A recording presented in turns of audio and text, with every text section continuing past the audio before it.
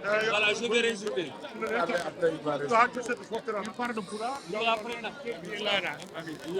On jarama bandiraɓe Dembankani mbiɗa salmimon mbiɗa juuromon mbiɗa yettumon gaccan hakke hanki jammi ponnomi ɗo arde Allah hoddiri mi wawani yottade ɗo joni mbattinimi arde saabu no jaɓɓirami ni e nder Fouta mbiɗa wawi wiide c'est historique. C'est toutes les communes. Quelle commune in yitno minen jinir. Bandiraɓe on jarama.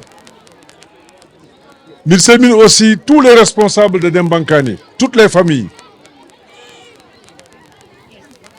Mbiɗa ardi ɗo he mon ami min musidɗam Boubacar Ndiaye onon mbiyat Gaye Ndiaye mbiɗa andimo mbiɗa andi famille makko fof hakkude men ɓooyima won duuɓi 30 ɗum addimbo caggal leydi o wonno o darde activité ji makko fof o ari ɗo pour yaadude am pour duysidemo et on continue la campagne demain ni o watno aussi élection présidentielle.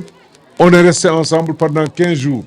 Je tenais à le remercier, à lui rendre hommage devant toute sa famille, devant tous ses parents.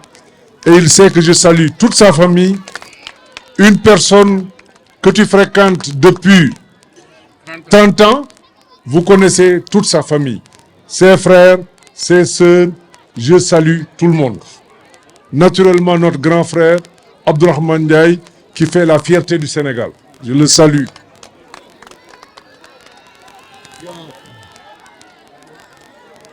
Dembankani, c'est mon village. C'est ma commune. Et Dembankani souffre d'enclavement. On s'en est rendu compte. Et j'ai fait exprès de venir. Il est facile de faire une campagne en étant sur les routes goudronnées. Il y en a beaucoup. On pouvait vous donner des cars et vous demander de venir sur la route goudronnée. Et on n'aurait pas pu mesurer de manière concrète les efforts que vous faites, mais la peine que vous avez pour arriver à la route nationale. Il y avait des projets dans les dents des maillots, c'est clair. Les projets sont à l'arrêt. On s'engage, si on a la majorité à l'Assemblée nationale, de tout faire pour que ces projets redémarrent et que Dembankani soit définitivement désenclavé. Vous avez beaucoup d'eau ici, mais malheureusement, il vous en manque aussi dans les maisons. Vous l'avez dit. Je pense, et c'est possible, ça a été étudié, tout enfant de ce pays doit avoir accès à l'eau et à l'électricité. Et cet horizon temporel peut ne pas dépasser les 3 prochaines années. C'est possible et ça doit être fait. Et on s'engage, une fois à l'Assemblée nationale, à pousser, à encourager le gouvernement à pouvoir le faire. Et je sais que si nous avons la majorité, nous le ferons. Parce que dans ce cas, on contrôlera et l'Assemblée et le gouvernement. Et il s'agit d'une demande très forte. On ne peut pas venir à Dembankani ne pas saluer la diaspora, qui est très représentative, importante, et qui contribue de manière significative au développement du Sénégal. Il faut savoir que la contribution de notre diaspora est plus importante que l'aide publique. C'est près de 10% de notre richesse.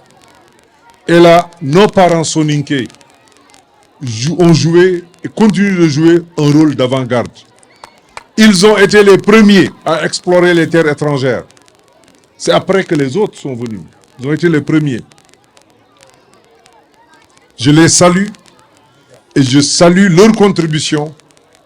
Et je dis, je répète, il faut qu'on puisse, avec la diaspora, asseoir les bases de développement parce que la diaspora peut investir et doit investir dans des activités plus productives et l'État doit aider. Nous avions pensé à une banque.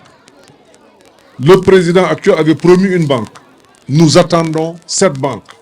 Il faut que cette banque voie le jour. Le Sénégal en a besoin.